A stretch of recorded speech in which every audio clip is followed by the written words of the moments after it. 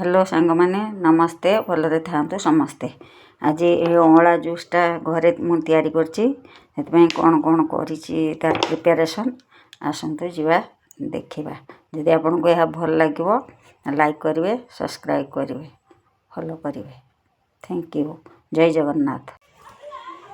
आम गचर होता अँला अँला बिछेकी कोढ़ौचंती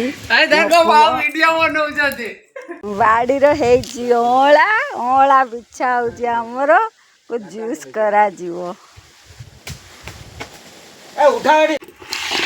आज आम बाड़ी एति अँला सब बिछाई अँला गुड़ा सब नहीं देखी धोइबा। अँला को धोई नहीं पानी छाड़िया छाड़दवा। पानी टा टिके निकली जाओ। एबे अँलारू पानी छाड़ जाइए आम नहीं ग्राइंडिंग करवा। ग्राइंडिंग करके तार रस बाहर करवा।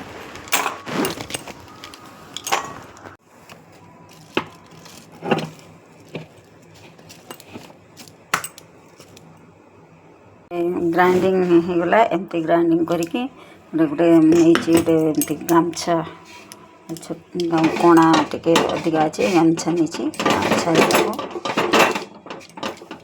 छाणी नवा।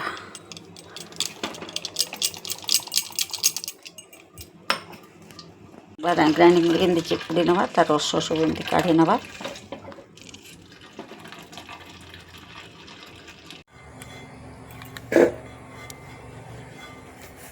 एबे जूस करने चुली लगेदेली। चुली लगेदेला परे चुली रे डेक्ची को बसईदबा। चुली लगगला चुली रे डेक्ची बसईदबा। तातिला परे पकेवा। एबे ताती डेक्ची रे गुड़ पकईदबा।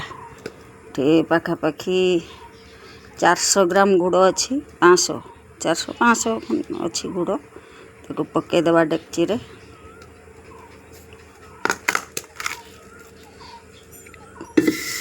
गुड़ पकईदेली। गुड़टा टिके गले रस को देखा। गुड़ ए पूरा मेल्ट होगला। आम रस जो अँलार रस काढ़ी रखिले छाणी के पकईदेवी। सब रस को पकई देछि फुटिया छाड़ा। लुण अल्प लुण दबा। बेसी लुण दबानी लुण ये हो। ये अदा और गोलमरीच बाटिक रखी पकई देखी फुटेवाई। फुटीगला छाड़देवा। ठंडा हवा छाड़देवा। ठंडा है एबे जूस ठंडा हो छाणी नहीं। छाणीला बोतल रे पूरेकी रखिदेवा।